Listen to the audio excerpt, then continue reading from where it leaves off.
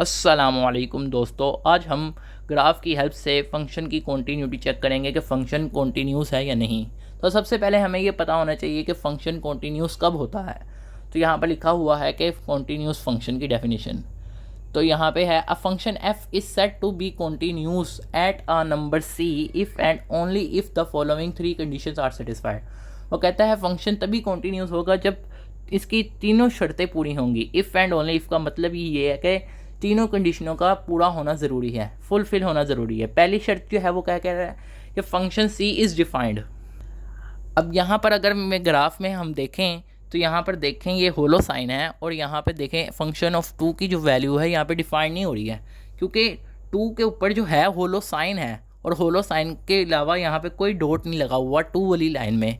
अगर हम टू की लाइन में देखें तो यहाँ पे कोई भी नहीं है, तो इस वजह से अब यहाँ पे फंक्शन जो है डिफाइंड ही नहीं हुआ, to function of two defined नहीं हुआ और एक शर्त पूरी नहीं हुई, तो इस वजह से ये हम कहेंगे फंक्शन ही डिसकंटिन्यूस है।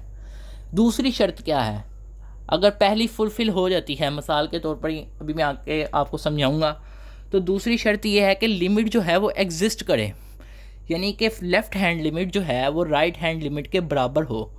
यानी कि अगर लेफ़्ट हैंड लिमिट 4 आ रही है तो राइट हैंड लिमिट भी 4 ही आनी चाहिए, अगर वो 3 आ रही है तो वो भी 3 ही आए, दोनों बराबर आए। और तीसरी शर्त ये है कि ये जो आंसर है इसका और इसका ये सेम हो, यानी कि limit x tend to C F of X is equal F of C. तो अब हम ये सवालात करेंगे, हमें मज़ीद बेहतर समझ आएगी। अब यहाँ पर लिखा हुआ है कि इन द इंटरवल -1 3, यानी कि ये जो -1 3 का इंटरवल है, ये ब्रैकेट जो लगी हुई है इसका मतलब है कि इसमें -1 भी इंक्लूड है और 3 भी इंक्लूड है, क्योंकि 3 के इस तरफ ब्रैकेट भी लगी हुई है ये वाली और -1 के भी इस तरफ ब्रैकेट लगी हुई है। तो कह रहे हैं यानी कि ये जिस तरह ये -1 है, यहाँ पर ये जो इंटरवल है -1 से 3 तक, वो कहता है इस इंटरवल के अंदर हमने देखना है कि फ़ंक्शन जो है वो कॉन्टीन्यूस है या नहीं, और वाई, यानी कि अगर फंक्शन कॉन्टीन्यूस है तो वो भी कैसे है, और अगर नहीं कॉन्टीन्यूस है तो भी उसकी क्या वजह है कि वो डिसकॉन्टीन्यूस क्यों है। हमने दोनों में से जो भी एक चीज़ बता रहा है, जो भी हमने बताना है, जो भी हमारा आंसर आएगा, हमने उसकी वजूहात भी बतानी है। तो अब अगर हम देखें यहाँ पे देखें, सबसे पहले हमने देखना है इस इंटरवल में। अब यहाँ पे देखें जब होलो साइन आ जाए तो फंक्शन जो है वो डिफाइंड नहीं रहता।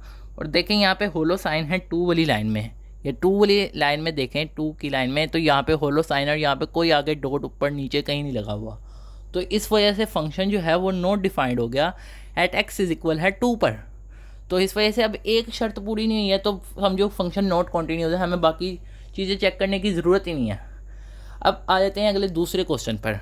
अब यहाँ पे लिखा हुआ है ये इस तरह है, यहाँ पे भी यही है कि इन द इंटरवल -1 3 से फंक्शन कॉन्टीन्यूस है या नहीं, एंड देन वाई।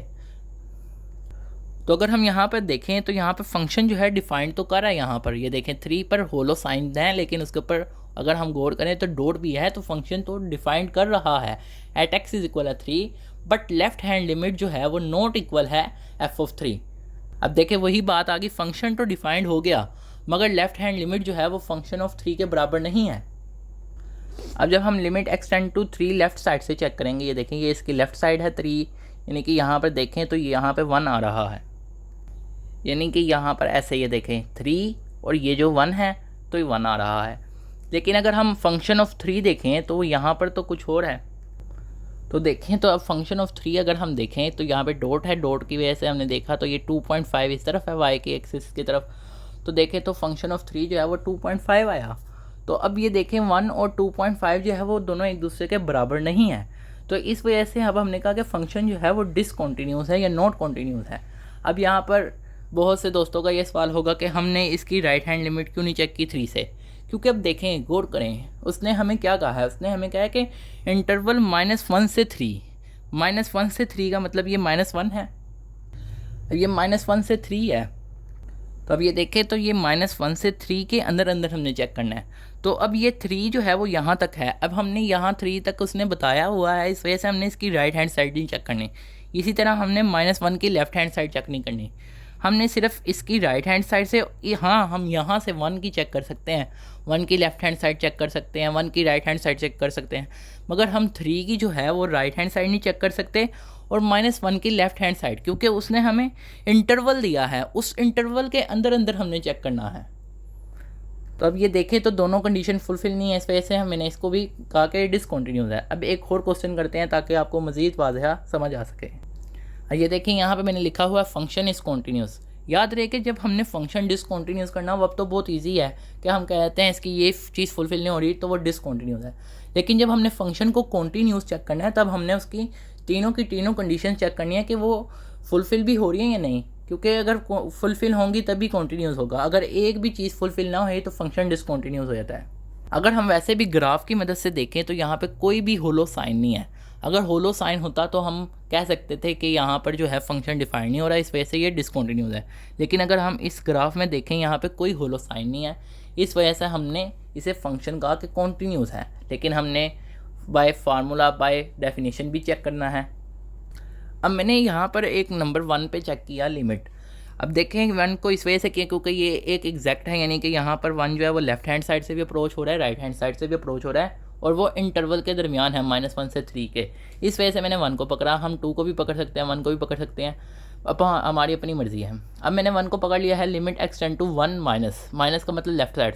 जब हम इसकी लेफ्ट हैंड साइड से अप्रोच कराएंगे 1 पे तो ये जो है यहाँ पे आ जाएगा ऐसे 1 1, यानी कि यहाँ पे y की जो वैल्यू है वो 1 आएगी लेफ्ट हैंड साइड से। इसी तरह अगर मैं 1 को राइट हैंड साइड से अप्रोच करूँ ऐसे तो यहाँ पे भी 1 ही आ रही है ऐसे, तो यहाँ पे लेफ्ट राइट हैंड साइड से भी 1, तो लिमिट जो है वो एग्जिस्ट कर गई। इसी तरह फंक्शन 1 देखें तो यहाँ पे अगर हम ऐसे इसको आपस में ड्रा करें, ये पॉइंट है ना यहाँ पर, तो इसको अगर आपस में ड्रा करें तो यहाँ पर भी 1 1 ही आ रहा है। यानी फंक्शन जब हम x में 1 डालेंगे तब भी आंसर हमें y का आंसर वही मिल रहा है 1।